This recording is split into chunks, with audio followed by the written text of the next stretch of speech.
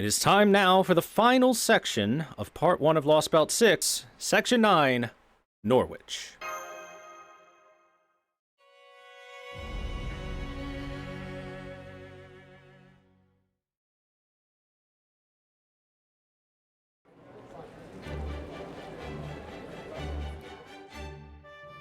Hey, old man, how's that armor repair I asked you for coming along? Oh, that? I finished it ages ago. Only took me 2 days to rehammer the whole thing. I know you've been taking good care of it, but it's time you put it to pasture. If I were you, I'd stop by the brass shop and choose a new set already. You roast apples here. Does that make them hot? Wait, there's something on it. Something see-through and shiny. This is your first time in Norwich, good Sir Fang. This here is a new addition to the Count's menu. You won't find it anywhere in stuffy old Oxford. Here, have a taste if you don't believe me. Don't worry, this one's on the house. We're handing them out for free all over the commercial district. Damn it, where'd the chimney sweep fairy go? You, it's your job to get rid of the soot. What have you been doing out here? Ah, come on, good Sir Human, what's the harm? That thing's gonna be falling on our heads soon enough. Once it does, it'll blow away all the soot, along with the rest of your apartment building. That's not the point. Even when you know it's gonna rain tomorrow, you still need to wash the windows. Even when you know a storm is coming, you still need to keep the yard neat. Why? 'Cause you never know when a new potential tenant might show up. You can't run a business while passing up opportunities for new clientele. I guess you're right about that. No wonder they call you the Spriggan of this street.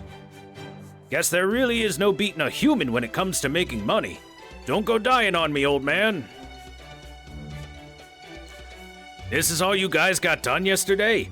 You're not slacking off on me, are ya? I swear everyone's been on edge since they heard Morgan abandoned the city. Even the soldiers are all holed up in Spriggan's Tower instead of making their patrols. Don't you guys see? This is the perfect opportunity. All we gotta do is borrow a little from the guys who won't even notice it's gone. The harbor's off limits. Damn it, and just when Fairy Britain's first ocean liner is docked right there. They see Inabamaru's constructions like nothing else. Do you want us to lose to the Count's Cutty Sark? I'm sorry, but until the new lumber shipment comes in, there's nothing I can do. Wonder what Lord Spriggan's plan to do about this. It's so noisy. Right? Welcome to Norwich, Fairy Britain's only port town.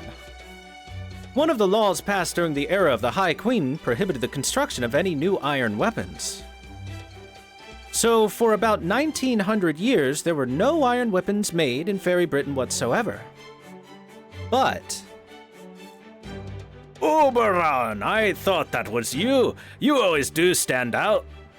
What the hell are you doing in Norwich? Haven't you seen the sky? Oh, you mean those rain clouds? Yes, I did think those were odd since the rainy season's supposed to be over now. But it's gonna take more than a few rain clouds to put a damper on Norwich, right, Knack? Besides, a good actor is never far away from where there's fun to be had. Norwich is about to have a party of a lifetime, yes? Of course the Fairy King's not gonna miss that. Ha! You got that right. You really are something else, Oberon. We scoundrels of Norwich knew we were asking for trouble when we broke the law and turned this town into a smithing city. Compared to the Queen's sheer might, this calamity pool is nothing. Thanks, Oberon. Make sure to come by the shop later. The wife's a big fan of yours, you know. Damn, who is that Earth Clan fairy? He had one hell of an aura about him. How long's he been working the forge? Gotta be more than 200 or 300 years. I know what you mean. Knack was it. He had the same incredibly obstinate aura as you do. That ain't what I was talking about. If you're curious about Knack, I can take you to his smithy later. I believe he's a low-class fairy who's been around for 400 years, so he knows pretty much everything about the history of smithing in Fairy Britain. 400 years, even though he's a low-class fairy. It's because his purpose hasn't changed. He's still just as capable a smith as ever. Now, where was I? Oh, right. 100 years ago, Spriggan led Norwich to greater prosperity by rolling back the no iron weapons law. The law was originally passed because iron weapons are dangerous to fairies, and having more of them in circulation would inevitably result in more homicides. Fairy-sides. But then, between the Northern Fairies' suspicious activity, the rise in the number of more, and above all, the developments in human technology, it was clear the Fae folk would need to rely on iron again. Spriggan was able to convince the Queen of the necessity, and she relented. Ever since, Norwich went from being a city of fairies to a city where the laws of smithing come first. While Salisbury is the only city that grants humans their freedom under Fairy Britain's rules, all are equal under the laws of artisanry in Norwich. Here, while some fairies still have human slaves, others respect humans for their skill at smithing. In fact, there are even some human merchants that are so respected that they have a steady pool of fairy labor they regularly exploit. You mean there are human company owners slave-driving fairy employees here? That's right. You won't find their stores on Main Street, though. They're more under-the-counter outfits. Fairies are pure by nature, which also makes them gullible. There's no end of fairies here who are worked to the point of dying from exhaustion. And they don't even have one moorpound to show for it. Suffice it to say, Norwich is known for both its smithing and its loose morals. But then, that's just how it is for all human cities, isn't it? Nice, shiny storefronts next to filthy back alleys. And Spriggan, the head of the Earth Clan and lord of this city, hasn't been at all shy about promoting those kinds of ventures. Sometimes it even feels as though he's trying to turn Norwich into a human city. I see. A human city, huh? So is the fact that there's a calamity pool in the sky here now a kind of judgment on Norwich? Like, is it just nature's way of punishing the city for its misdeeds or something? Of course not. There's good and bad in any city. Norwich is hardly special in that sense. It winding up the site of the next calamity is just coincidence, really. You know, since it looks like we still have some time, why don't we split up for a while? Go visit whatever part of the city interests you. After all, we're trying to save this city from the calamity pool that's hanging right above it. Getting to know it on your own terms before you set about defending it can only be a good thing. Sounds like a plan to me. Besides, I was just thinking I could use some more information on that giant rain cloud calamity pool. Will you come with me, Gouda? Of course. I think I'd like to visit Knack's smithy. I could use a good blacksmith to make a magecraft item I've been wanting to try out. I'll go with you then. I'm curious to see what a fairy smithy is like. Besides, I'm your bodyguard. The smithy, huh? I guess I'd only get in the way if I went along too. In that case, how about sampling the local delicacies with me while we look for a place to stay? Really? That sounds great. I'm with you, Oberon. Then it's settled. We'll meet back up here on this street around lunchtime. Oh, and while Gouda shouldn't draw much attention walking around on his own here, I'd still appreciate you looking out for him in case any of the guards decide to question him, Da Vinci. Don't worry. If that happens, I'll just pretend I'm Gouda's big sister. Yes, our big sister who's about 1.5 feet shorter than us. Okay, Norwich sightseeing sounds good and all, but first there are 2 other things we need to take care of. First, we need to find out everything we can about that dark cloud, the calamity pool hanging above our heads. That includes what kind of harm it's doing now, what kind of harm it's expected to do later, whether it's even possible for us to get rid of it, you know, that sort of thing. And the other thing is... finding out anything we can learn about Mash's whereabouts. I guess that's what that one went without saying, huh? Okay, let's start with the stores over on Main Street. We don't have a lot of time, so let's just get in there and ask as many questions as we can, no matter how weird they look at us.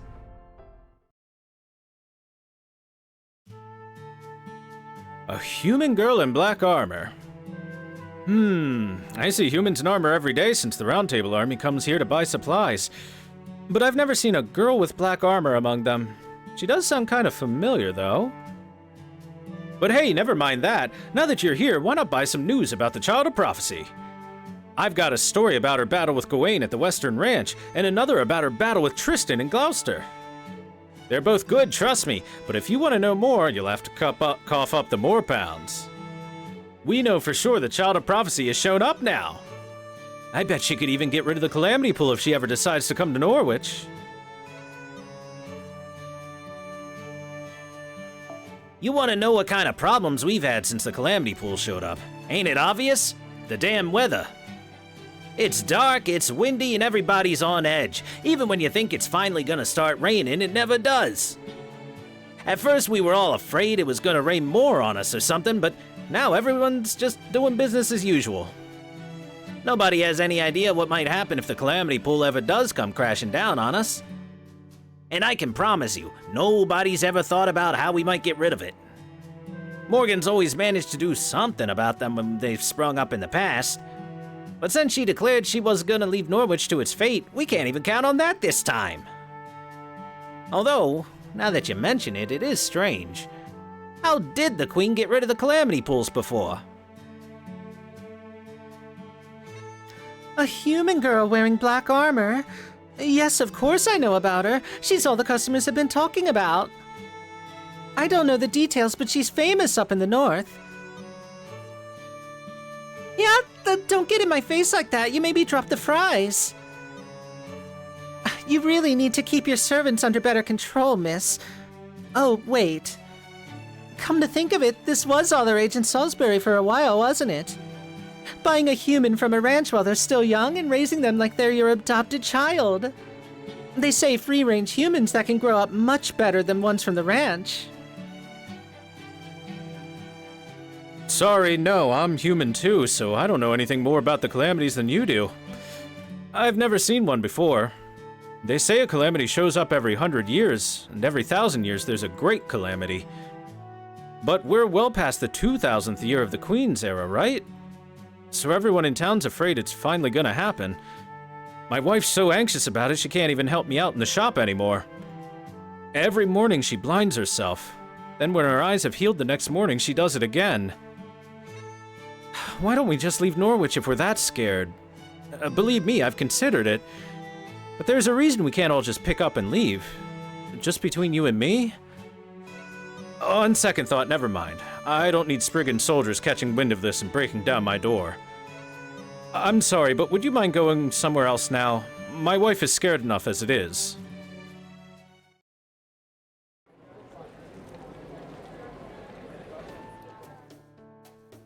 Huh. Well, I guess that's about what we should have expected. If there was something people could do about the Calamity Pool, of course they'd already be doing it. At least we learned a little about MASH. That's true. Before, nobody had ever heard of her, but now we're at least getting glimmers of recognition. We'll have to do some more digging in the afternoon. Who knows, maybe MASH is a lot closer by than we... We're back! Nack's smithy was incredible! I bet he could make the kind of magecraft stuff I can't even describe, and I bet he could do it easily, too. Hey, that's a good idea. It'll be like Fairy Britain-style vacuum insulation. The only problem is how light we could make it. Since that Knack guy can handle alloyed steel no problem, we might even be able to pull off stainless steel. You two must have had a successful outing if you're already planning mischief together. We're back, and wow, Norwich's rest areas are amazing. They have this thing called a sauna that's really hot but also really relaxing. And the fruit juice they gave us afterwards was maybe the best thing I've ever tasted. If we're gonna spend the night here, we should definitely stay in that inn. They have hotels with spas here? So their leisure facilities are that developed, huh? They might not have proper human history's advanced technology, but they clearly have the same ideas. There's no rush to find a place to stay tonight, so let's worry about that later. I'm afraid I don't have much to report. Every conversation seemed to be complaints about Queen Morgan and hopes for the Child of Prophecy. You know, stuff like, I can't wait for the Child of Prophecy to get here. We'd give her a hero's welcome if she showed up. She must be an incredible fairy. I don't know what she looks like, but I bet I'd recognize her instantly. She must be stronger than Queen Morgan, more beautiful than Lancelot, more imposing than Gawain, and kinder than Tristan. If only they knew she was already here. Will you keep your voice down, Oberon? Well, at least we know that last part's true. Don't worry, you've got 'em all beat. You think so? Is that how it seems to you, Gouda? Well, I guess it's true. I still haven't shown off what I can really do. I mean, I'd better have some kind of hidden powers that is yet to reveal itself. Eh? No way, she's here. She's really here. Everyone come quick, the Child of Prophecy is here! Hey, wait, I'm still not ready. You've got the wrong fairy. No, wait, that's not true either. I know I might not quite look the part, but... Oh, fine, it's true. I am the Child of... She came here from Sheffield up north, through the impenetrable Avena. She deposed Bogart the Tyrant, and now she's here to save Norwich, too. It's her, the Child of Prophecy in black armor.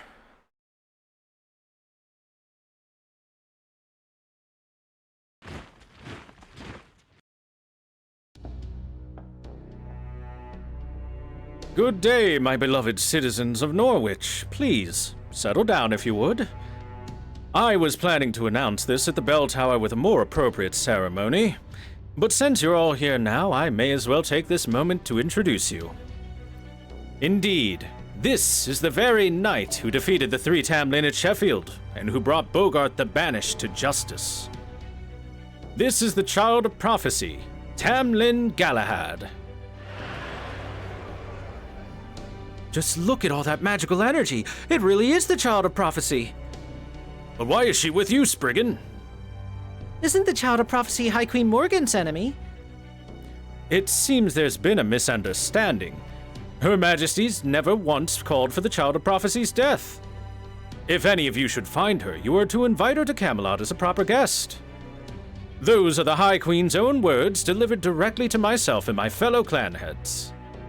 That is why I went out to greet her last night upon her arrival from Odvena. And since I couldn't risk anything happening to our honored guest, I brought my elite soldiers with me to keep her safe. Oh, so I guess the Child of Prophecy is going to be taken off to Camelot soon then. Oh no, not at all. High Queen Morgan never said anything about bringing her there immediately. Rest assured, my good people, I take my responsibilities as your elected clan leader very seriously. While I, of course, have the utmost respect and loyalty for High Queen Morgan, your safety is my top priority. Which is why I will be having Tamlin Galahad stay in my vault castle.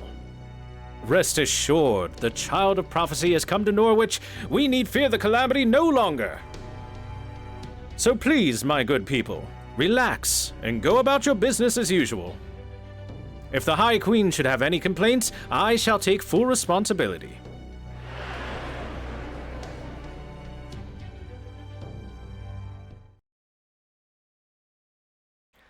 That's the Child of Prophecy? Really? Have I just been wrong this whole time? Because that would be hugely embarrassing. Of course not, Arturia. Please, have more faith in yourself. I don't know who this Galahad person is, but she has to be either an imposter or the real deal. Right, Gouda? You've been traveling with Arturia all this... Gouda, why do you look as if time's just stopped? Just so you know, I will stab you if you go over to the other child's side. That's... What? That's MASH! That Smash? Oh crap. Keep cool, Gouda. If you go into the plaza now. Oh? I'm surprised to see someone push through the crowd and climb up on stage while I'm giving a speech. You're not from Norwich, are you, human? If you were, you'd know exactly what would happen if... Now, it's all right. He's just a human, no threat whatsoever. From the looks of you, you're not from Britain, are you? Then you must be the one Beryl... Get the fuck out the way! I'm not here for you! Oh? Then who are you here for? You, of course, Mash! Mash, how do you know that name? I don't think we've ever met before. Oh, right, I went by that name in Sheffield, so I guess word must have spread. Yes, I am Mash, Knight of Sheffield. I'm also known as the Child of Prophecy. Oh no, does this mean she lost her memories too? As Spriggan said, I came here to rid Norwich of the calamity. I can't promise I'll be completely successful, but I swear I'll fight as hard as I can. Any support you can offer would be greatly appreciated.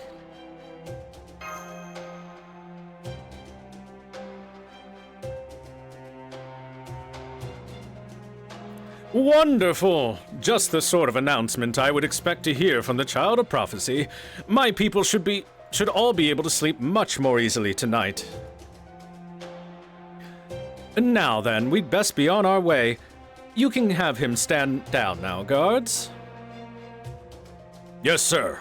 All right, that's enough from you. Consider yourself lucky you didn't even get punched.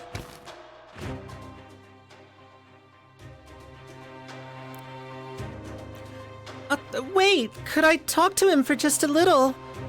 I'm sorry, Tamlin Galahad, but we really must be getting back to the castle now.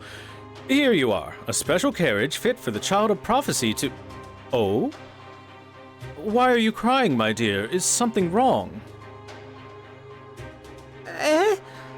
Oh gosh, I am, aren't I? I'm not sure why either. Some of Norwich's soot must have gotten in your eyes. It happens all the time here. Now come, Child of Prophecy, you must be tired after your journey, and I can assure you that my castle is the safest place in all of Britain.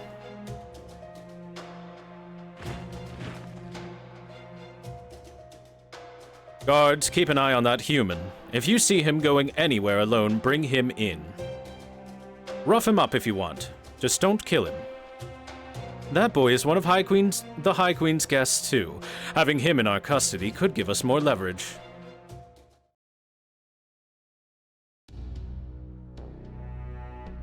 Oh, that was too close for comfort. I can't believe you went right up to Spriggan like that. He's the head of the Earth Clan and the Lord of Norwich. So that girl he had with him who he claimed was the Child of Prophecy. You're saying that was Mash?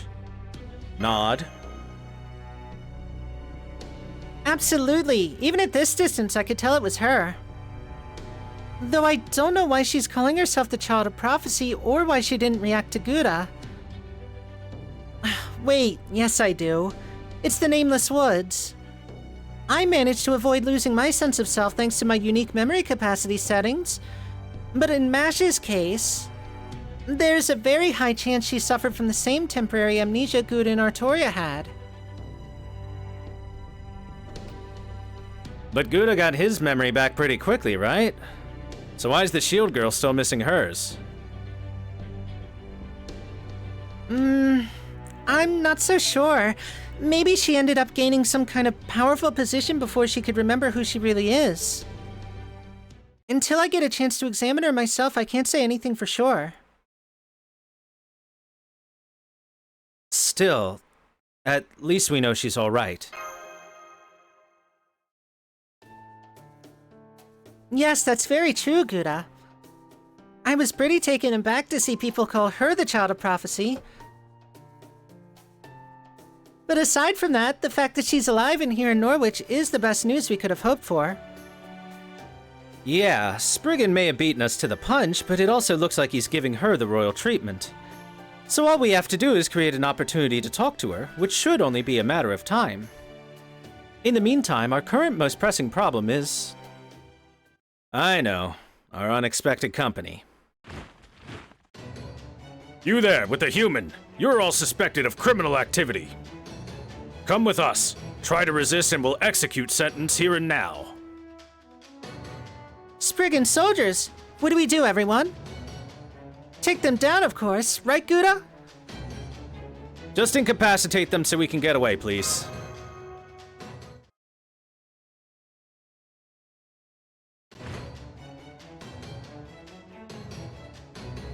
Ah, damn it, here comes another wave. Form a square around Gouda. Don't get caught out alone or they'll pick us off one at a time. Right, that makes sense. They're definitely stronger than I am. I'll say, they might not be as bad as the soldiers in Olympus, but they're still ridiculously tough. Guess that's fairies for you. Okay, let me try a flash bomb spell. Oh right, I used it up at Nax. Even more of them. Now they got us pincered.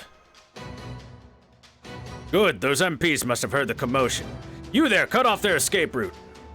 It's over for you. Prepare to feel the wrath of Lord Sprig...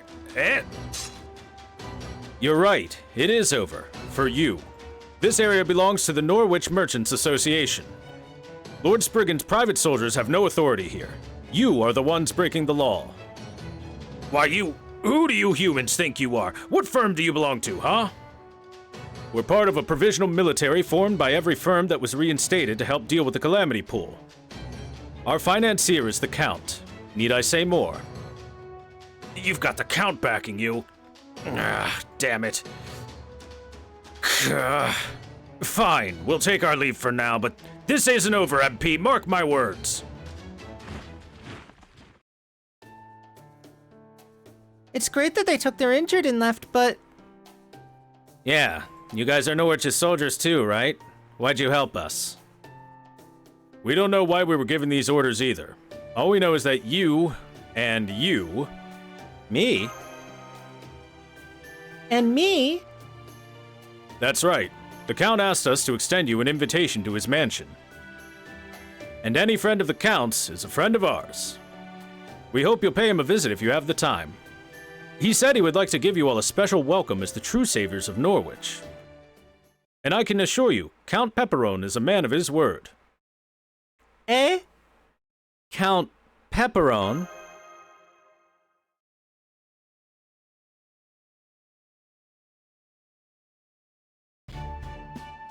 Of course it was me, hon! Oh, long time no see, Gouda. Ah! Another night call! Whoa, whoa, hang on. I know how you must feel, but please, no weapons. Oh my, what's this now? You're already palling around with two new cuties since the last time I saw you. My goodness, fate just loves you, huh, hon? Now you've got local girls falling all over you as well as Mashy. Ah, if it isn't Pepperoncino. You really made a name for yourself here, huh? I almost didn't recognize... Ah, what am I saying? I'm not some starving crow. Of course I'd recognize you. Only difference is you're seething even more now. Huh, you know this man too, Muramasa. Maybe you can introduce me then. So he's got Muramasi and another beautiful man with him too. Now who is that, I wonder? Sorry, I haven't introduced myself yet, have I? I am Count Pepperone, the fabulous, charismatic designer who arrived in Fairy Britain like a comet, and built a brand to rival the Knocker Company in only a month. I hope we can let bygones be bygones and focus on the here and now, Muramasa. Oh, and you are? I see, so you're Count Pepperone. It's an honor to meet you. I'm Oberon, the Fairy King, a servant on proper human history side. Oh my, Oberon! From A Midsummer Night's Dream! Ooh, how wonderful! You're just like I always imagined you. I think you and I are going to get along swimmingly. Just look at how similar our names are. Pepperon, Oberon. It's like we've got talent running in our very veins. Do you really know this person, Gouda? He doesn't seem like an ordinary human in multiple ways. Pepe's a great guy. We love Pepe around here. What an honor to know you trust me so much, Gouda. Okay, I'll start with my story. After all, I'm sure you must be on the edge of your seats wondering why I'm here in Fairy Britain. And how I came into possession of such a fabulous mansion. Not really, no. You came in here to kill Beryl in revenge for what he did to Kirstaria. You'd have arrived a month or two ahead of us around the time we were dealing with Limbo's nonsense. Then you used your knowledge of proper human history to give yourself an edge as a designer. And now you're high on your own success and have everyone calling you Count Pepperon. Sound about right, Gouda? Got it in one. Well, thanks for stealing my thunder there, Da Vinci. You're a huge help. I'm surprised you nailed the barrel angle, too. Do I really seem the caring type? I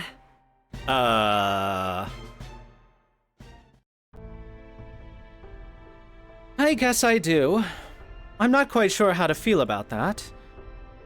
Oh gosh, all that trust you have in me is going to make life hard for me as a crypter. Oh, you're still counting yourself as one of those. Kirstaria already cut ties with the foreign god, or rather showed he was never really on her side to begin with. And since you were already on Kirstaria's side, I thought you'd given up on being a crypter back at Olympus. I'm afraid it's not that simple. Besides, David's still out there. Anyway, this is a whole other thing. I'm not doing this for Wodim. I'm doing it for me. As a member of Team A, I feel it's my duty to tie up all these loose ends. On another note, how was your battle with Wodim, Gouda? Was it fun, or was it grueling? Both, really. Kirstaria was one hell of a master. I see. Okay, now I want to hear all about you guys. What can you tell me about the current situation in Caldia?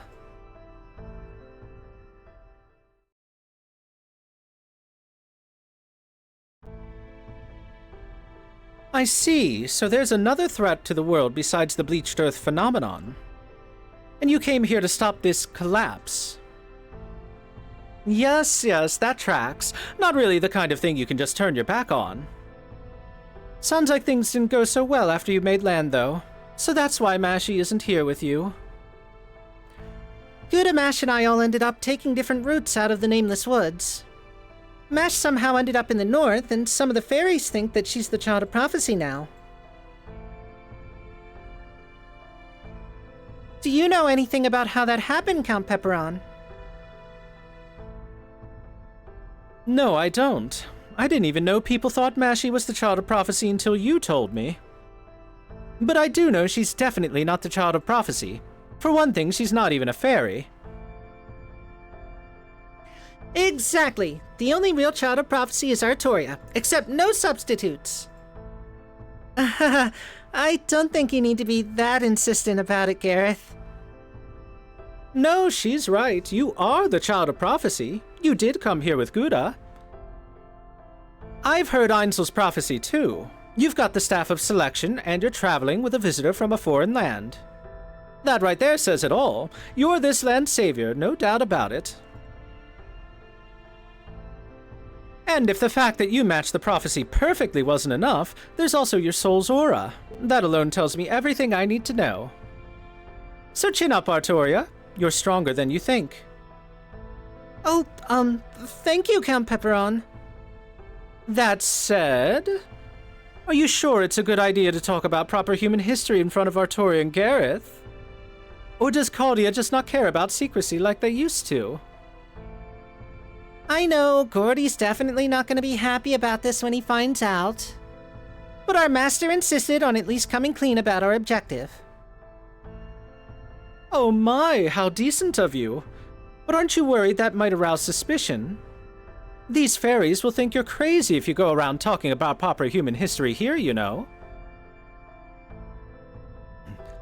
Oh, you don't have to worry about that. We have no idea what he's talking about anyway. Likewise! But that's okay. Whatever it is he's trying to do here, we can tell it means a lot to him. Oh my, what wonderful companions you have. You are so very, very lucky. I'm jealous even. The world is full of strong people, smart ones too. But the only way you get dependable friends like this is to live a life of integrity. The only friends I attract are just as selfish as I am.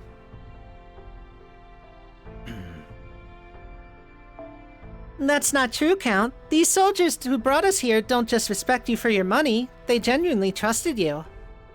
You're not nearly as awful a person as you make yourself out to be. You think so? Okay, moving right along.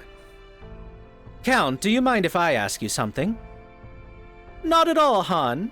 I'm always thrilled to answer questions a Prince Charming like yourself might have for me. We need to know more about what's going on with Norwich and Spriggan. Why aren't the fairies who live here evacuating? And what does Spriggan plan to do when the calamity finally hits? Can you tell us anything on either subject? Oh, that's easy, Oberon. One reason the Norwich fairies aren't evacuating is because they don't fear death as much as we do. But the biggest has to do with their jobs in the land. You already know how much fairies care about their purpose, right? Well, for the fairies of Norwich, their purpose is their job, so they can't just give it up and look for another. On top of that, they're also being held back by psychological shackles. You see, Spriggan actually sold Norwich's land right before those dark clouds showed up above it. You see, back when he stole Norwich out from under the previous Lord Bogart, Bogart and all the fairies who owned the land here were banished to the north. And Spriggan claimed all this land for himself. For a long time, every smith in Norwich rented the land they needed to ply their trade. But now at long last, the land was put up for sale and the fairies all worked together to buy it for themselves. That includes fairies Spriggan had been exploiting all this time. And fairies who sold everything they had so they could finally afford their own land. Things were much happier in Norwich after that, but then... The calamity pool showed up in the sky. So these fairies won't leave Norwich because they finally have their own land here, huh? I believe it. To a smith, their forge is more important than their own life. They could never leave it, no matter how scared they might be of this calamity pool. Is that why you put your security detail together? Because you didn't think Spriggan's soldiers alone would be enough? No, Spriggan's army has no intention of keeping Norwich safe.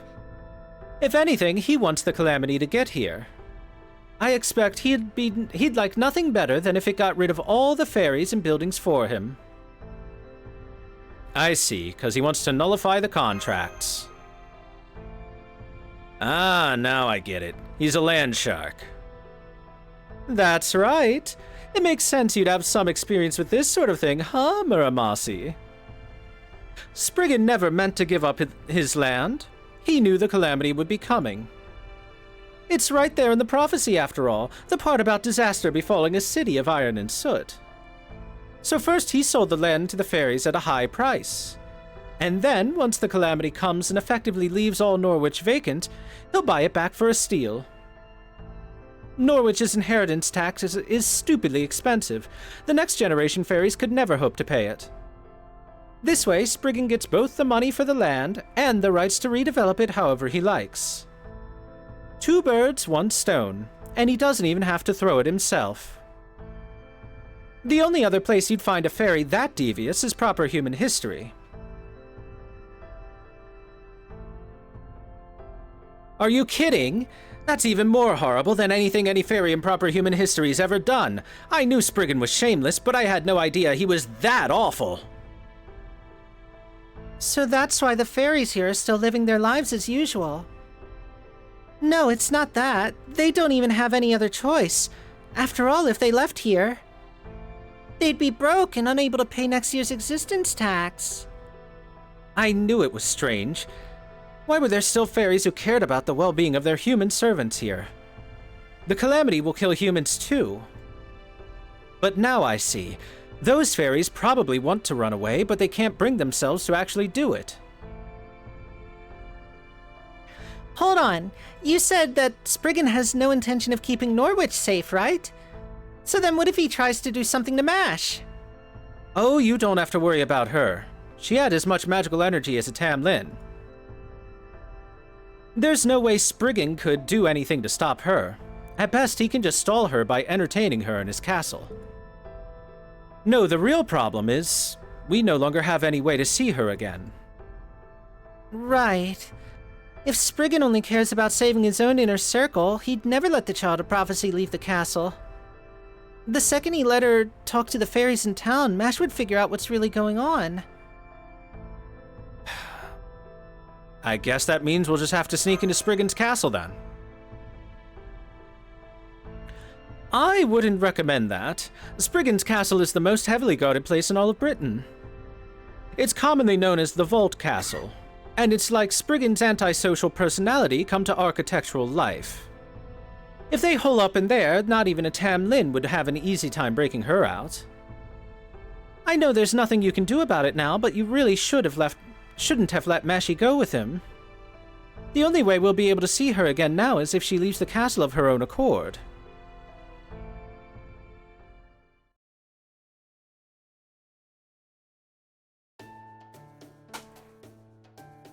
And then we had a big fight with some pepperoni golems. Okay, that's that. Now I have a much better idea of what you're all capable of. Oh, so those are the famous Norwich treasure golems I've heard so much about. They really do run on pixie dust. Great job, team! I was wondering what you were going on about when you suddenly asked us if we wanted to exercise. But not only did those things turn out to be pushovers, they were loaded with treasure. It is okay if we keep these spoils of war for ourselves, right, Count? Of course, the Child of Prophecy's party has got to live in style. I know, right? Thanks, Count. Come on, Artoria, Gouda, let's go back to Norwich and spend some of this money. I heard they have a wakame-flavored gelato here that's to die for. Wakame? Where are we, Tokushima?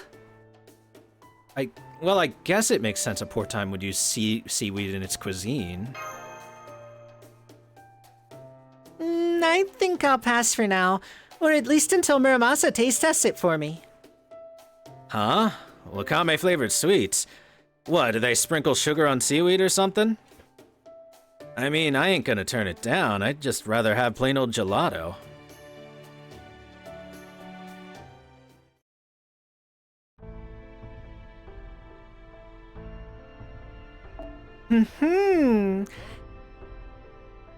It looks like all the tensions that were building when we first heard that what the deal was in Norwich have eased away nicely. I'm impressed, Count. You found a way to help us relax and get a handle on our abilities all at once. Who, me?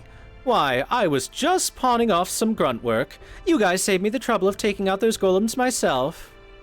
You really shouldn't be so quick to trust me, Da Vinci. Like I said, I'm still a crypter. Once this business with Beryl is taken care of, I'm going right back to being your enemy. A crypter, huh? Your real name was Myorenji Aro, right? According to Caldia's database, you were doing dirty work for the Mages Association when Mars Murray discovered you.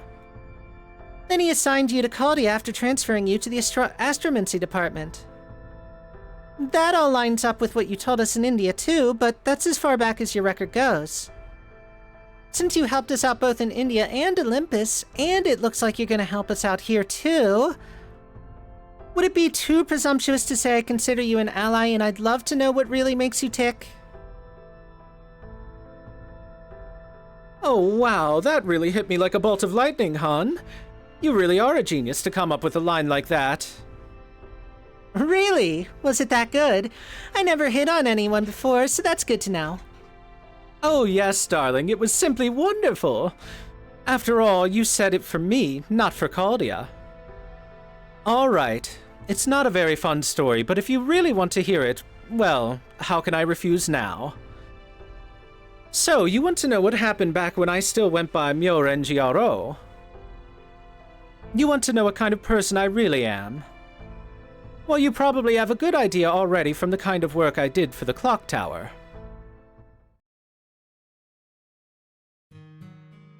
My family comes from a long line of Shugendo practitioners, specifically Tengudo, the way of the Tengu.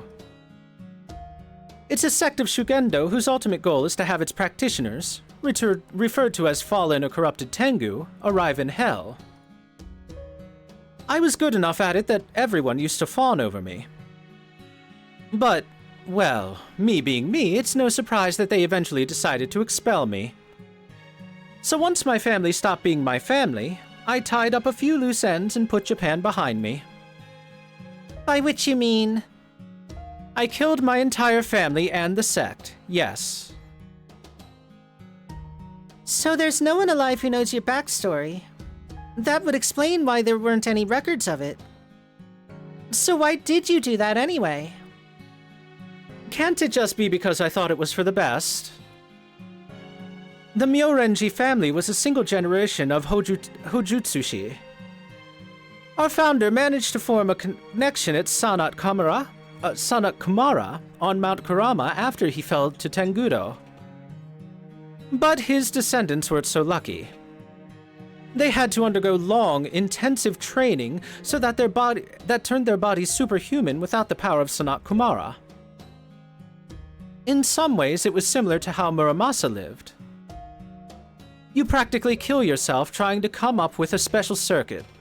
Well, body, really, and you can never pass it along to anyone else before you die. That part I didn't have a problem with, though. The real problem was how they went about growing the clan. I was directly descended from the founder, so I was born and raised on Mount Kurama. But all the other Myorenji children were kids they abducted from around the foothills. In ancient times, child mortality rates used to be much higher than now. So back then, it was easy to get away with kidnapping the occasional child to raise as your own. But not now. Plus, if the kids couldn't keep up with the training, they'd be abandoned in the mountains. And even if they persevered, the only thing waiting for them was a fall from grace to hell. If messing with people's destinies wasn't bad enough on its own, the fact that the only choice they replaced it with was death or disgraced Tengu made it even worse. Any group that would keep doing something like this is irredeemable. So when I decided to leave the mountain, I killed them all first. Even though they were your family? Because they were my family. I wouldn't have cared if they had been strangers. But since they were my family, it was my responsibility to make sure they'd never ruined any more kids' lives.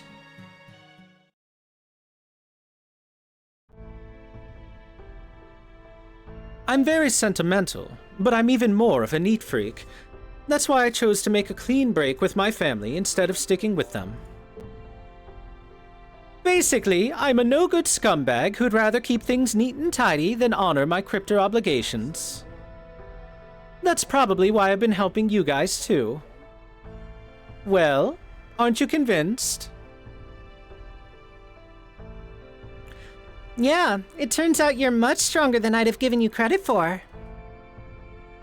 By the way, purely out of curiosity, how talented were you exactly? Well, if a Myorenji Hojutsushi can acquire one of the 6 Buddhist powers known as Rokujinsu in 100 years, that's enough for them to officially be considered a Tengu. I had mastered 3 of them by the time I turned 10. Jinsokutsu, the power to run at superhuman speeds. Tashinsu, the power to read people's minds. And Rojinsu, the power to know how long I'll live and what my fate will be. I can't blame them for thinking I was some kind of prodigy. Oh, this is so embarrassing. Now you know just how cruel I've been ever since I was born. Don't tell the others about this, okay? I'd like to keep this our little secret.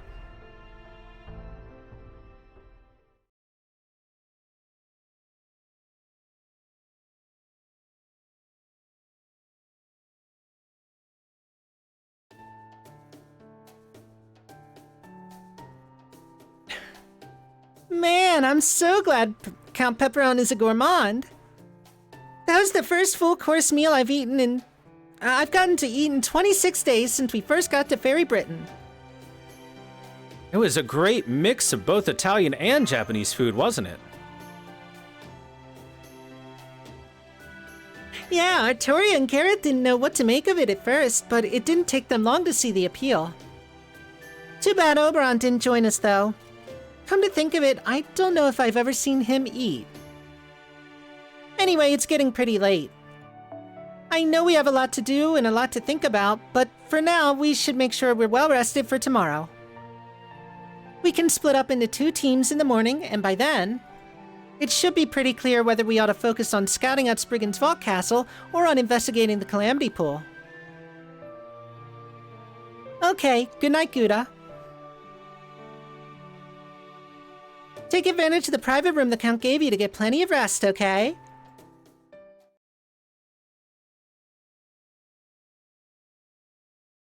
Oh, hello. Hey, Oberon, you going out for another recon run? I'm not cut out for combat like the rest of you, so I need to at least keep a close eye on things. You're turning in for the night, right? You deserve to enjoy a real bed after so much camping out. Now that we have not 1, but 2 Children of Prophecy here in Norwich, there's no chance of Morgan sitting idly by. So I thought I'd go see what's happening in Camelot, at least as best I can. Don't worry, I'll be back by morning. See you later. On second thought, I'm just going to ask you, are you okay? Do I not seem okay? I thought you would insist we head to the Vault Castle immediately when we were talking about Spriggan and Mash. But you didn't say anything. You stuck to the same priorities we've been following so far. I'm sure you want nothing more than to go after her, but as the Master of Chaldea, you decided to stay the course. It was the right call, but seeing that face you made, I still couldn't help but worry about you. It's like you said, I should trust her and not just worry about her. Yeah, I did say that, but... Damn it, why did I have to say that back then? If only I'd known they'd be reunited so soon. Sorry, just thinking out loud. Anyway, let me just say this. Mash said she still hadn't recovered her memory since leaving the Nameless Woods, right? Well, I'm afraid Da Vinci's theory was right. If someone who forgets their name in the Nameless Woods is given a stronger role, that is, a new self, than they had before they lost their memories, they may not be able to get them to return to who they once were. I don't know how Mash ended up taking on the role of Child of Prophecy herself, but did the Mash you know have a role that could possibly surpass it? A role bigger than responsibility for the fate of the world, with everyone's hopes and dreams on her shoulders? Exactly, it's hard to imagine she did, which means the Mash you're looking for is gone. We only need 1 Child of Prophecy to uncover Fairy Britain's secrets, and we already have Arturia for that.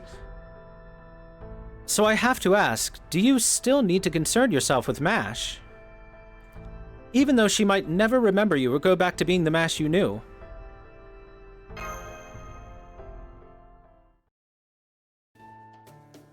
Never mind, it's obvious that you do. Sorry for wasting your time. I clearly should have known better than to ask. Anyway, I'll be happy to lend you my full support. Anything you want to know about the state of the world, I'll learn for you. Let's go, Vesper! Speedsters, out!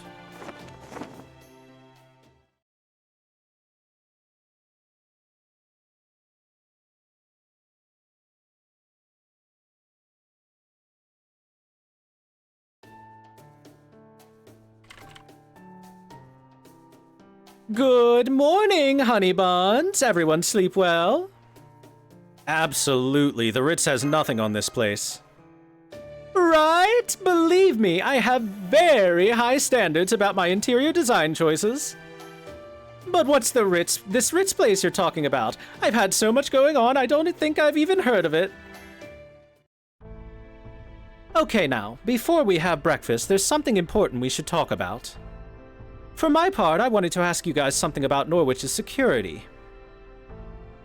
But if you have a report you'd like to make, Oberon, please go right ahead. Thank you, Count. That's very considerate of you. Last night I did a bit of scouting in Norwich and Camelot. The rain cloud, that is the calamity pool above Norwich, is picking up steam, figuratively speaking. It's swirling around faster now, and I can sense an incredible amount of magical energy I couldn't before. If the magical energy were, say, gasoline, there'd be enough to burn Norwich to the ground. He's right. As of this morning, that rain cloud has enough magical energy to rival a gigantic reactor. Exactly how big a reactor are we talking about here? Is it like the one in Olympus machine gods used?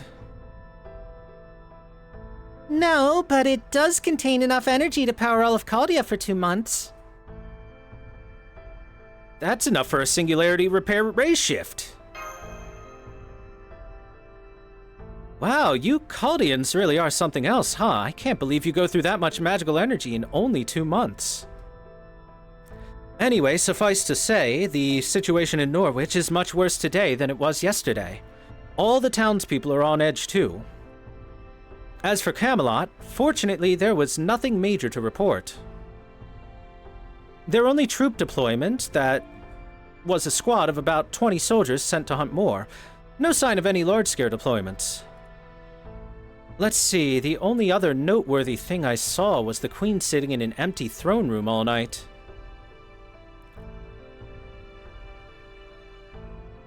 That must mean Spriggan hasn't told her about Mash, the child of prophecy, yet. Definitely not. Spriggan's greed is working for us there. Even though he's counting on the calamity, he also wants to make sure his vault castle stays safe. He's got years' worth of looted treasure stored there, and he wouldn't want to risk any of it. For all his big talk about how the calamity could never destroy it, I'm sure he's eager for some kind of insurance. That's why he brought Mash there, so he could make the child of prophecy at least protect his castle. Unbelievable. What kind of clan head does that? I just hope he gets what's coming to him someday. Agreed. That's just another reason we need to keep Norwich safe. The worst possible outcome here would be Norwich remaining intact, at least as far as he's concerned. Just imagine what would happen to an incredibly unpopular lord who failed to take back his land once next year rolls around. Oh yeah, good point. Anyway, that's all for my report. Sorry I couldn't contribute more. Don't be silly, that was plenty useful info. Now that we know the Queen's army isn't headed here, we can focus on investigating that rain cloud up in... Count Pepperone, we have an emergency. A large mass of Moor is advancing on the residential district from the ocean. There must be at least 1,000 of them. The calamity's begun.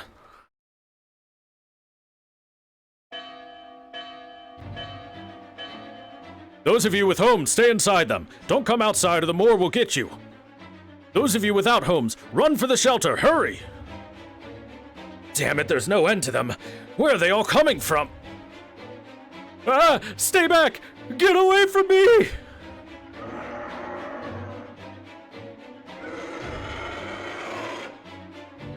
There's even more over here! Help! Save me!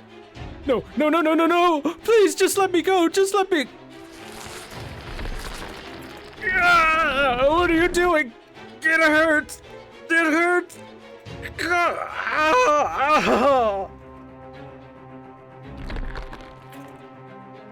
Crunchy.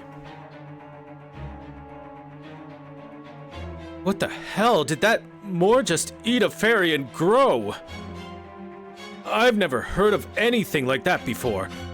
If this is part of this new calamity, then... Hey, someone contact the Count. Tell him we can't hold them back, and he needs to give the order to retreat. These Moor can grow by eating fairies. Human soldiers alone won't be able to stop them. Hurry, it might be too late for the Northern District, but there should still be time to evacuate the South.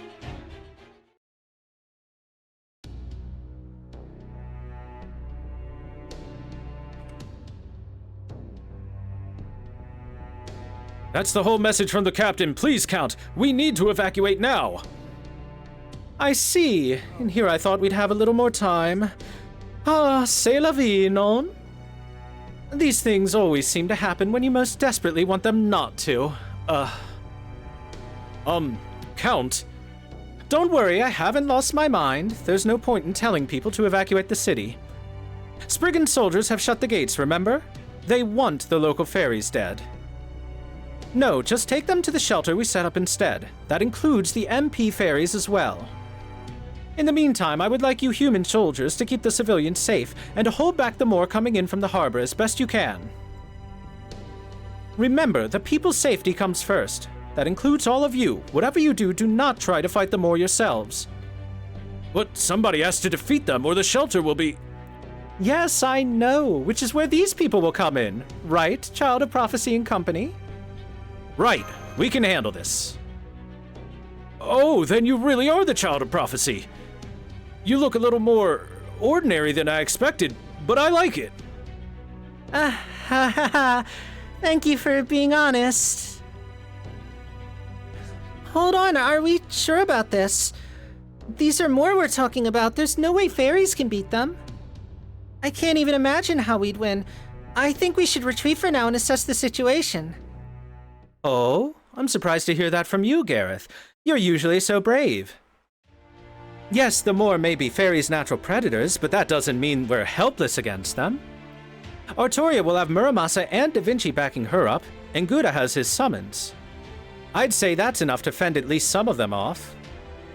Isn't that right, Artoria? You did come to Norwich to save it, didn't you? No matter the nature of the calamity, you'll have to face it for your story to truly begin. Yeah, yes, of course. Don't worry, I can do this. Besides, the Moor don't have any effect on me. I can touch them no problem. Really? Well then, yeah, this could work. Then it's settled. Get to Main Street and hold back the Moor in the South District.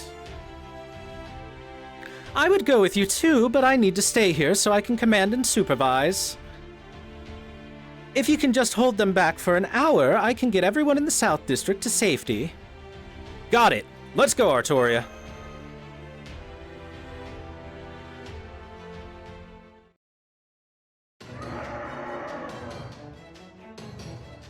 Oh gosh, oh gosh, oh gosh, oh gosh, oh gosh. I knew I shouldn't have come back to check on the store. I knew I should have gone to check the field when I knew the big storm was coming. Oh man, I'm completely surrounded. It's just a matter of time until they find me. Somebody please help me. Savior, Lady Ash. I'm just a humble fairy who's been making shoes in Norwich since my great-great-great predecessor's time. There might even be a legend or two about how he once made shoes for Lady Ash. So please don't let me die like this. Oh, why are the Moors so terrifying? Over there, that cobbler's in trouble. Stay where you are. I'm gonna take care of these Moor right now. Now get to the Count's shelter, hurry! I'm saved. Thank you, fairy with the staff. Gareth, you've got good eyesight, right? Can you make out what's happening in the harbor from here? Yeah, I can. There's a huge group of Moor headed this way from there. I'm counting 30, 60, more than 100. Wait, half of them are going off that way. You mean to the North District? What do we do? Should we split up? Forget it. You saw how strong these Moor are. You can't possibly save everyone. If even one of us falls here, we'll all be dead meat. Don't you get that? Even so...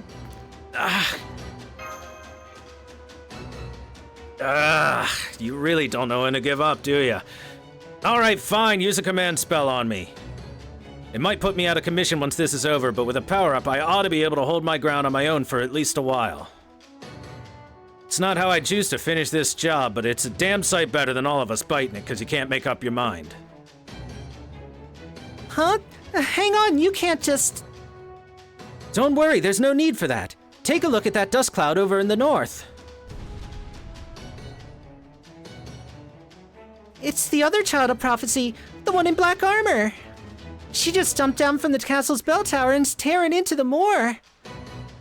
Whoa, she's amazing. Oh, there's someone else with her, but they're less impressive. They're totally holding their own too, though. Looks like they can stop the moor over there on their own. It's Mash! Indeed, I guess Spriggan couldn't talk her into staying in his castle. If she can handle the North District on her own, then all we have to do is worry about the South. This is it, everyone. It's up to us to keep Norwich safe. Yeah, there's no way I'm gonna let the other child of prophecy over there outdo us. We're gonna show her why Artoria's the real child of prophecy. Our defensive line won't move an inch.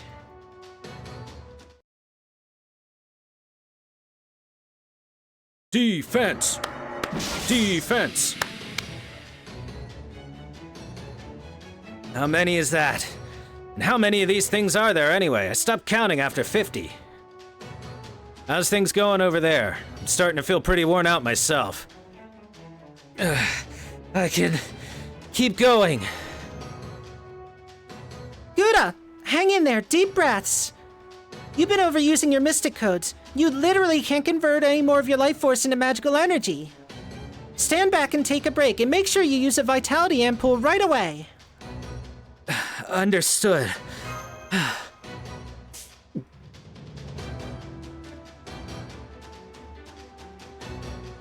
Another group of Moors is headed this way from the harbor.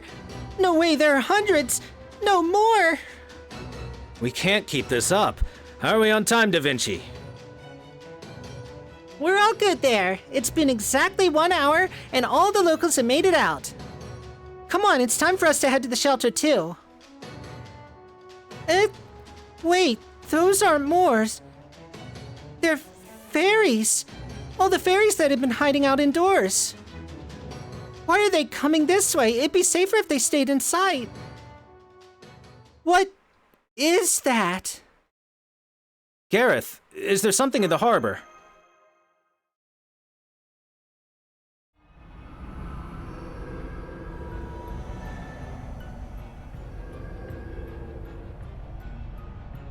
Oh, hi, Satan.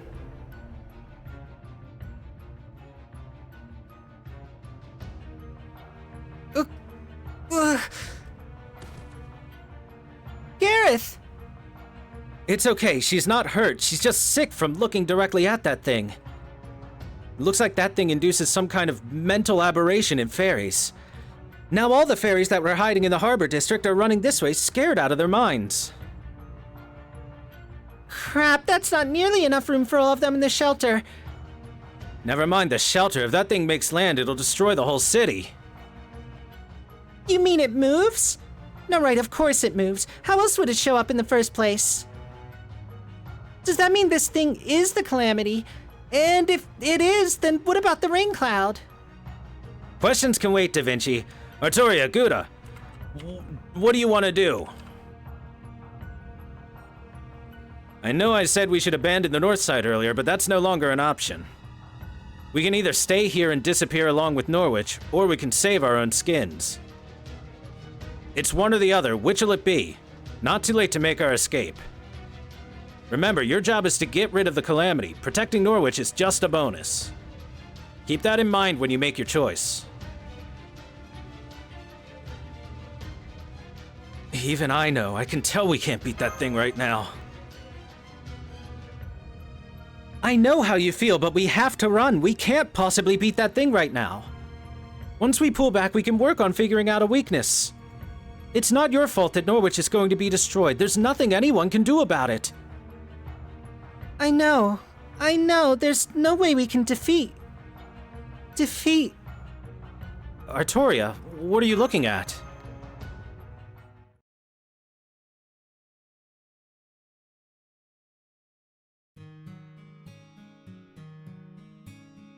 I woke to the faint sound of a bell ringing far off in the distance.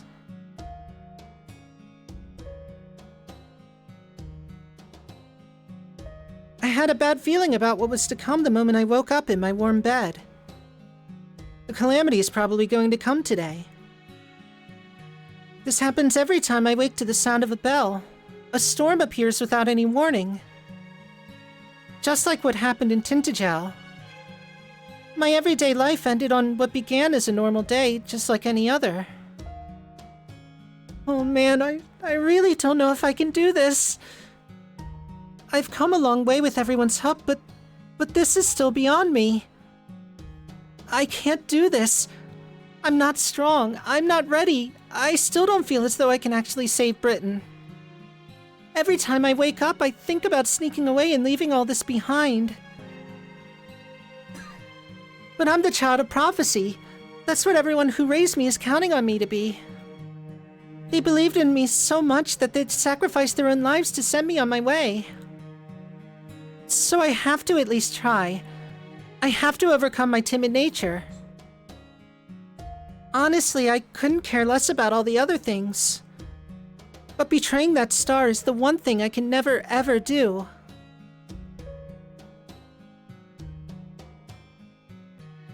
That said, I can't beat that thing. I just can't. I don't even have a chance. It's one or the other. Which'll it be? It's not too late to make our escape.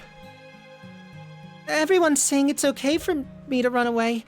No one would blame me if I did. They'd just be disappointed, that's all. And you can always come back from disappointment. As soon as you do something impressive, they forget all about it. So why am I so hesitant to say we should run? I want to run. I can't do this. I'm scared. I don't want to, but...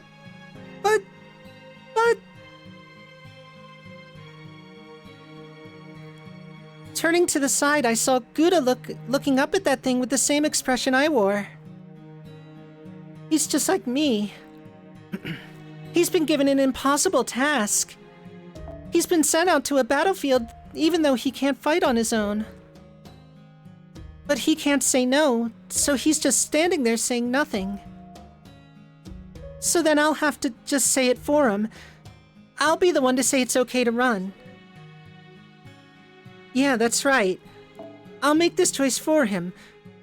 But just as I open my mouth to say we should run for it...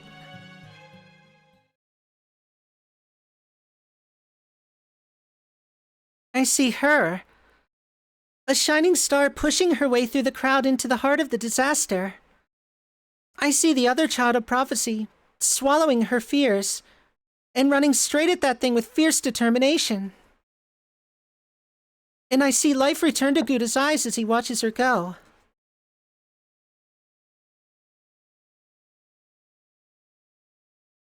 Oh, Mash. What a shame. I guess nobody could stop her. But I guess it's no surprise, she really is a child of prophecy at this point. That's what everyone around her expected of her, and she chose to try to live up to their hopes. She must have chosen a story for herself that ends with her dying here. Gouda, I'm really sorry to say this, but... Hold down the fort for me, guys. Huh? What are you talking about? I'm coming too. Oberon, make sure these fairies get out of here safely. Well, I'll be damned. I never saw this twist coming. Alright, get going. Sometimes you gotta throw caution to the wind. You Caudians have made it this far, so I'm gonna trust you'll make it out of this one too.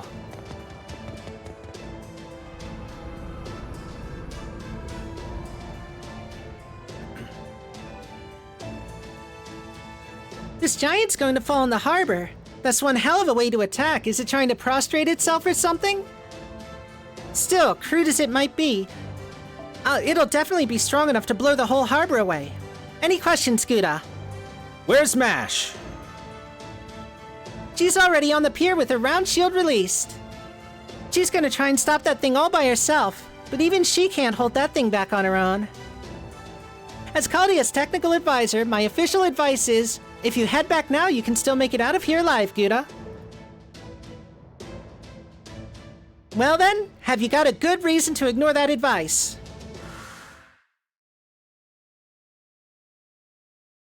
So I'll have to ask, do you still need to concern yourself with Mash? Even though she might never remember you, or go back to being the Mash you knew. So what? So what?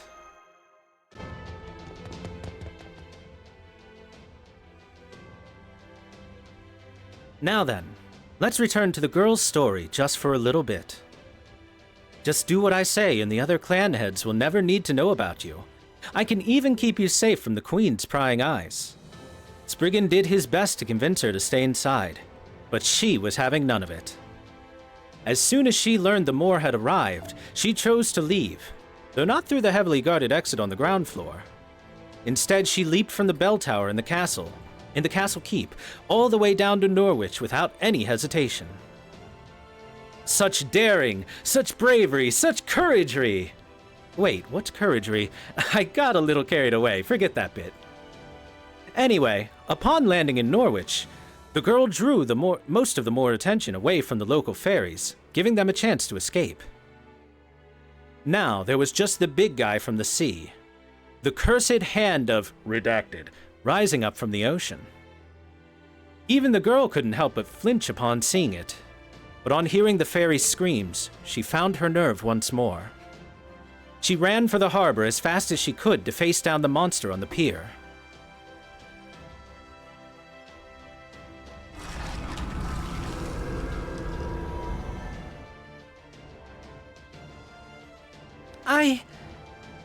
She knew at once that she couldn't stop it from destroying the harbor, no matter how hard she tried. But even so...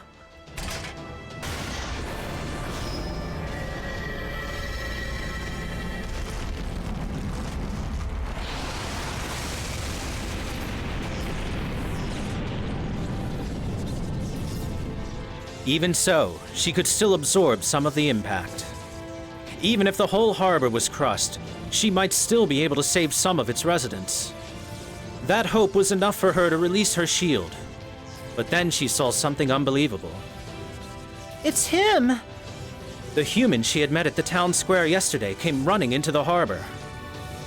The girl was so overcome with indescribable feelings of joy and relief that she couldn't help but say something. Stop! You need to get out of here! In a few seconds, the entire harbor will be destroyed! She shouted as loudly as she could, but the human didn't stop. Why not? Could he not hear her over the sound of her shield and the curse clashing? No, that wasn't it at all. As he ran down the pier towards her, he shouted even more loudly than the girl that he wasn't going to give up. He placed his hand on the girl's back. Without a word, it told her he was going to leave her alone. He wasn't going to leave her alone, that he would be there to support her. The girl was so moved by the kind gesture that it made her remember she was human too. That's right. Humans feel pain when they're hurt, and they're frightened by terrifying monsters. And what's even scarier is the idea of harm coming to someone who cares about you, supports you. You don't need to worry about me. I'm the child of prophecy. Please, just save yourself. So she tried to put on a brave face one last time, like a child lying about being okay. By my command spell! Eh? I don't care if you're the child of prophecy or not. His voice resonated through her back. The fire in her veins spread from her heart down to her fingertips. Just show this thing what you're really made of, Mash!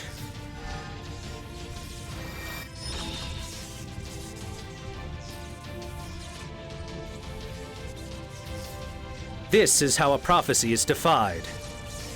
Not even Ainsel could have seen this scene coming. Yes, that's right. That's exactly right, Master.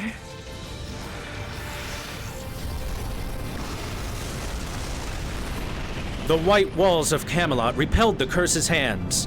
They proved most effective against it. Its collapse prevented, the calamity recognized the creature standing before it as its enemy. A small, impudent enemy who dared to protect the land of the Fae in the face of the threat it posed. Come on, Mash! Let's send this thing packing! The familiar voice jolted her mind. She was no longer a niece, nor the child of prophecy. She was the knight who had inherited the Holy Shield, The servant of Caldia. Right, Master. Please, lend me your strength. Together, I'm sure we can repel this calamity. I may not be the child of prophecy, but right now, at this moment, what I want more than anything is to keep this city safe. The girl's name is Mash Kidielite. She is the child of prophecy everyone, everywhere believed in, and who has finally found something she wanted to fight for herself.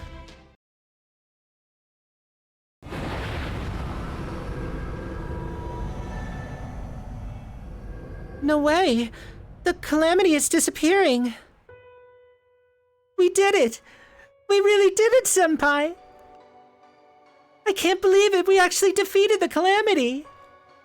We sure did, Mash. Oh, right. This is no time to be celebrating, is it? I'm back, Senpai. I'm so sorry for all the trouble I put you through. Welcome back, Mash. And don't worry about it.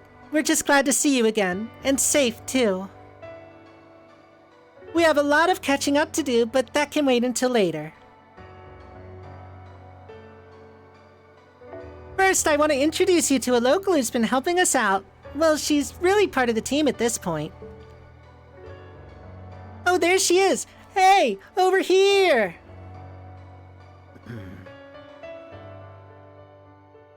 Artoria, this is Mash, Gouda's main servant. Mash, this is Artoria Caster. She's Gouda's owner, this Lostbelt's King Arthur, the Child of Prophecy, and a powerful mage. I guess I'm technically the Child of Prophecy, but powerful? King Arthur? It's mortifying being called any of that around you when you're so incredibly strong. I'm sorry, if that had been me out there, then that thing would have knocked me all the way back to the Nameless Woods with one flick of its finger. I'm sorry I couldn't do anything against the calamity. I'm sorry I'm so weak. I'm sorry.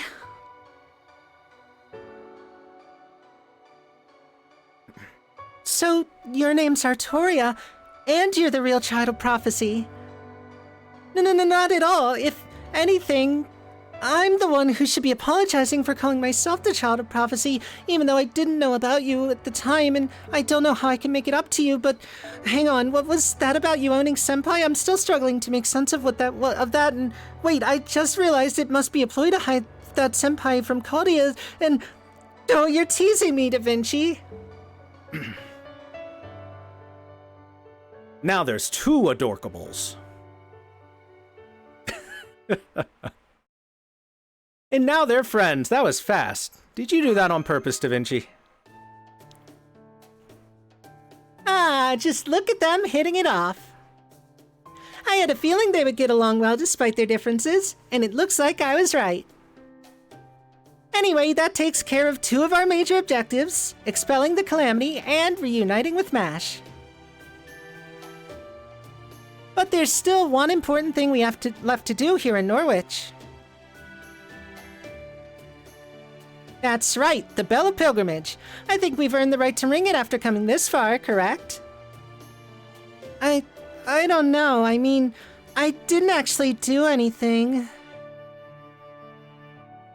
Plus, it was Mash and Gouda who defeated the calamity. So I don't think I'm qualified to ring the bell. That's not true, Artoria. I know you fought with everything you had to protect Norwich. That it was me who defeated the calamity was just a coincidence. Besides, I'm certain it takes more than defeating a calamity to be the Child of Prophecy. All I did was follow my heart just like you're doing. So please, I want you to ring that bell. Don't worry, I'll clear it with Spriggan. I see. You know, you're not exactly what I imagined from what Gouda told me about you. But you really are a great person, aren't you, Mash?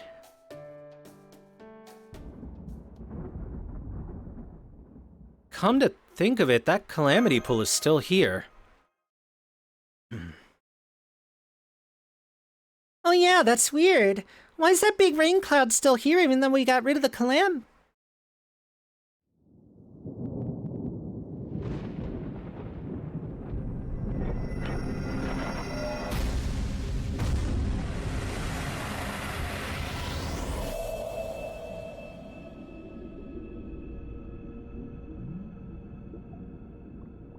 Look, they found their budget.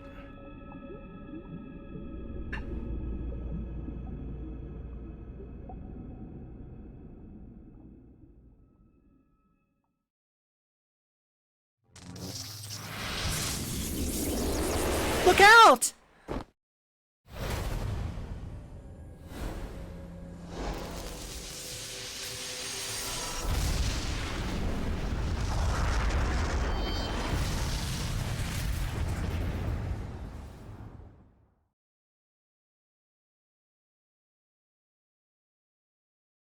Mash? Ah, child. Now I know what a football feels like. Huh? Mash? Mash? Mash!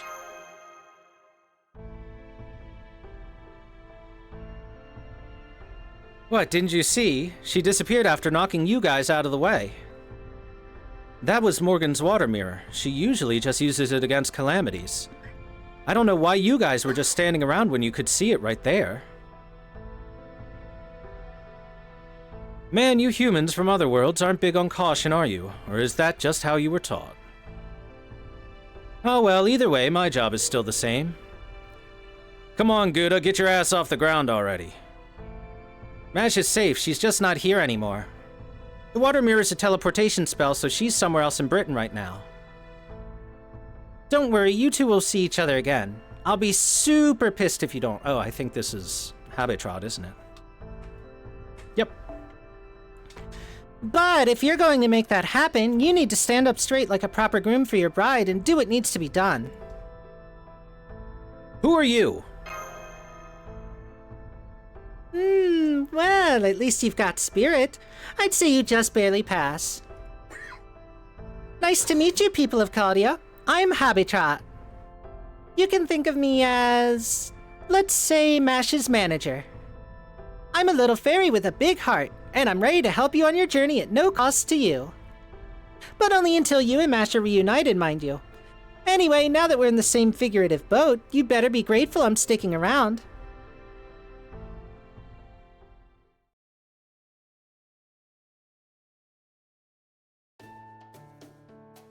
Oh man, this food is so good. Sheffield never had anything like this stuff. Hey, can I get more of that, paschetti stuff? I love twirling it around on my fork. And could I have no, two more of those carrot-colored cakes? Not two more slices, two whole cakes. I was so sad to see everything was all said and done by the time I finished my detour around the river and finally made it to Norwich. So if I don't ease my broken heart with natural sweetness, I don't think I'll ever be able to draw a carriage again. It's great that you guys were able to protect Norwich, and it's great that you have more strange new friends, but it sounds like things might have gotten a little more complicated. You were finally reunited with Mashy only to be torn apart yet again. And outside... The Child of Prophecy! The Child of Prophecy! The Child of Prophecy saved Norwich! The Child of Prophecy will defeat the Queen! We don't have to listen to Morgan anymore! The Child of Prophecy protected us! Now it's our turn to pay her back! No more shipments to Camelot! Send weapons to Londinium! Long live the Child of Prophecy! Long live the true King of Britain! You did it, Artoria! You won! True. In fact, saving Norwich and repelling the calamity you might have won a little too much. Now that the fairies of Norwich are all completely on the Child of Prophecy's side, the Queen is not going to just sit and do nothing.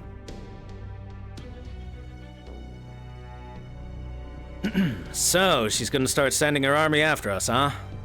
Now that we've taken care of the Calamity, it's gonna be all-out war with her fairy soldiers. Oh, right, I guess we did kind of openly rebel, didn't we?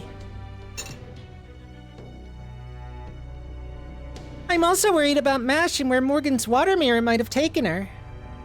And that fairy there just keeps harping on about how Mash is in no immediate danger and that we'll definitely see her again.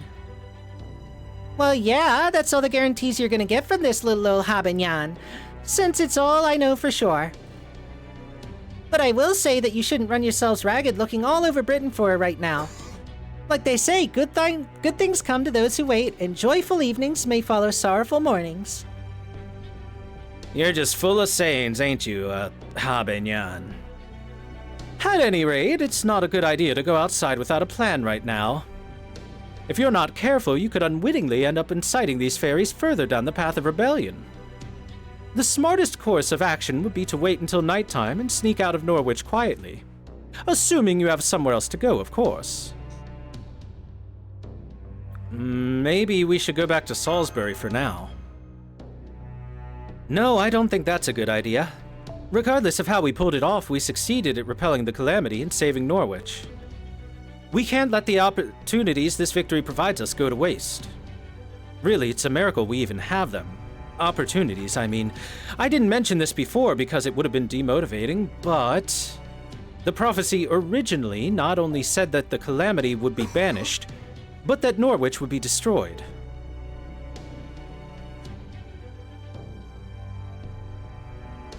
I see. You want to meet with Spriggan and demand payment for defending Norwich. That's right. We're going to tighten the screws while the Norwich fairies are still on our side. Let us ring the bell of pilgrimage, or we'll help your citizen kick you out of power. Let's see what he says to that.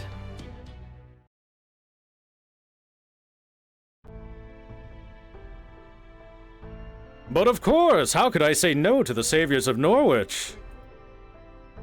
Just like that? You'll find the bell tower right above us. Well, I can't show you the way, given my subservience to the Queen. I have no problem with you heading up there and ringing it yourselves. If the matter ever comes up, we can just say that I was careless in assigning too light a security detail.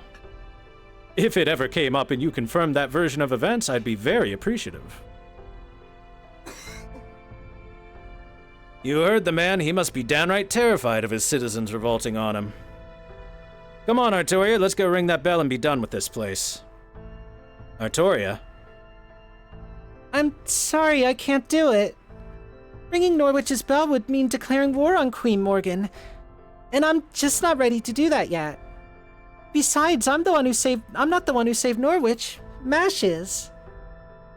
So it's not as though the people of Norwich have really accepted me.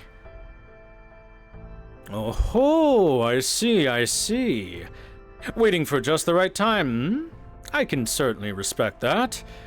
You're not nearly as naive as you appear. Indeed, ringing the bell here and now would not be the most moral choice. If you wish to rally more soldiers to your cause, and to be more deliberate with your bloodshed, there are other steps you'll need to take first. Uh-huh, like what? What I'm trying to say is, there are still many fairies who are loyal to the Queen. After all, she has single-handedly protected Britain from the Moors for the past 2,000 years. However oppressive her rule may be, her accomplishments speak for themselves. So it wouldn't be right to declare war on her only because the prophecy says you will. First, you need to prove that yours is the side of justice and integrity. If you can't do that, it would make the Child of Prophecy no less a barbaric invader than the Saxons.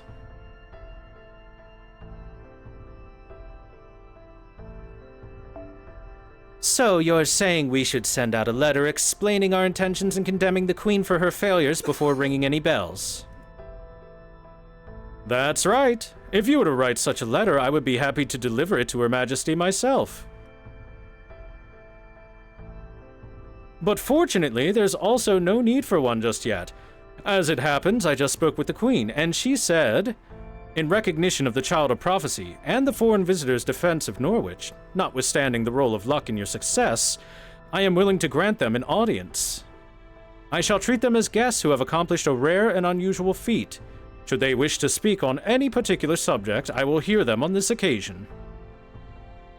So the Queen's outright telling us to come see her? Oh, really? Hey, why don't we just jump straight into the pit and save her the trouble of killing us? Does Morgan really think we'd fall for such a blatantly obvious trap?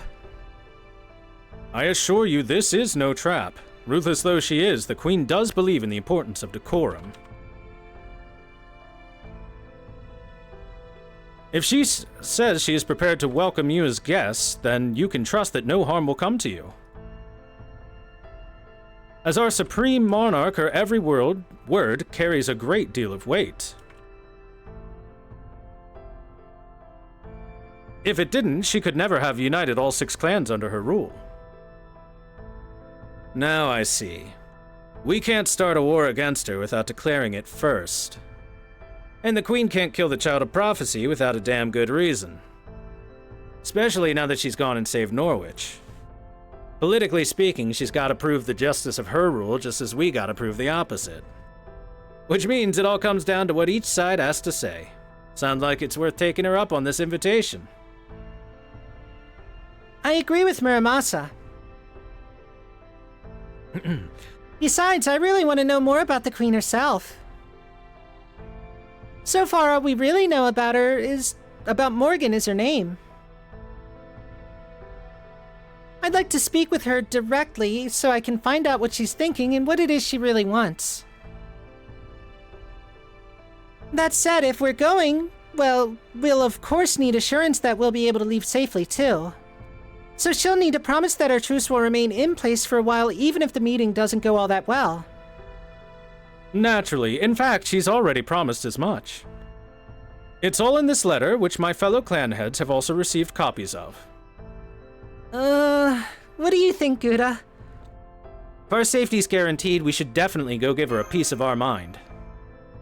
Ed? Why do you sound like you're already set to pick a fight? Think about it. She wouldn't do this if she thought you were actually a threat.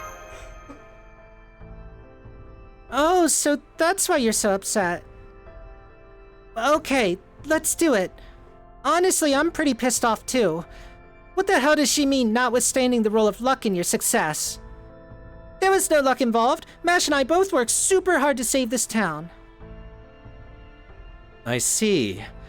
Okay, if you're all that sure about this, maybe accepting this invitation is the right move. Plus, Artoria's decision not to ring the bell at this point also makes more sense to me this way. If she had rung the bell, it would have officially made the Queen and the Child of Prophecy political enemies. And then this invitation would be moot. Isn't that right, Spriggan? I'm afraid you'll have to draw your own conclusions there. I'm not at liberty to comment. Oberon, was it? I don't think I've seen a fairy like you in Britain before. You're quite a nuisance, aren't you? Very well then, I'll send a messenger to the courthouse tomorrow. They'll take you to meet with the Queen's troops, who will be waiting for you outside the city. So the Queen's own troops are going to escort us to Camelot, huh? Can I ask who's leading those troops?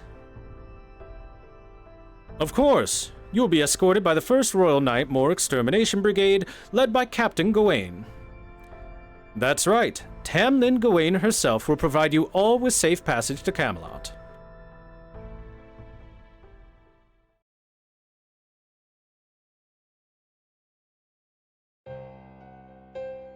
Huh? What was that, Lady Spinel? I couldn't hear you very well. What was it that happened to the black-armored Child of Prophecy again? She's dead. Dead as a doornail. Mother's water mirror got her in Norwich. They say she vanished completely, armor and all, without so much as a finger left behind. What a joke, right? Sure, she was weirdly strong, but she couldn't even last a second against Mother. Guess I won't get to torture her anymore. Beryl, is something wrong? Did I say something I shouldn't have? Is that all? There's nothing noteworthy about that news, Lady Spinel. It's such obvious misinformation, it's not even creative enough to be interesting. But isn't Mash your girlfriend? How can it not be noteworthy that she's dead? It's simple. She just vanished, right? No body, no death. Besides, I might end up dying before her, but there's no way Mash would ever die before me. Never. That's just not how the god of romance rolls. She might end up taking a long and circuitous road to get here, but eventually, Mash will make her way to me. After all, she and I are destined to be together.